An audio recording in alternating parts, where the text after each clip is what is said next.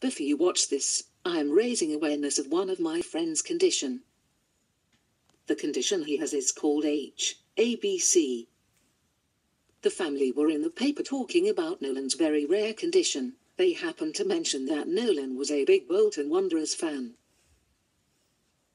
And Bolton Wanderers got in touch with his mum and asked if he would like a tour and to meet the players. Now before I say this, he has no speech, but he used a device at the time. Of course he said yes, and all his family was allowed to go, but he had one more space for a friend and a carer to go. When he was asked who would you like to take with you, he said, I would like to take Mel please. His mum said, are you sure? He replied with yes. He was adamant.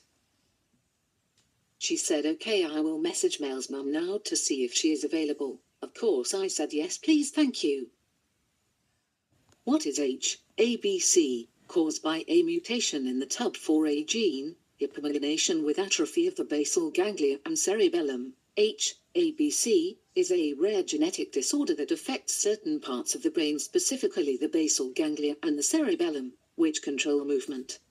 ABC targets these important structures, reducing both their size and function. As a result, those who suffer from ABC often experience motor problems. ABC belongs to a group of 52 conditions called leukodystrophies, diseases that affect the white matter of the brain. These diseases disrupt the growth or maintenance of the myelin sheath, a protective layer that insulates nerve cells and allows for the transmission of messages between cells. Myelination, the process of forming the myelin sheath, typically takes place in the first few years of life. In the case of ABC, hypomyelination occurs. This means that myelin isn't produced at normal levels, which prevents the body from completing the process.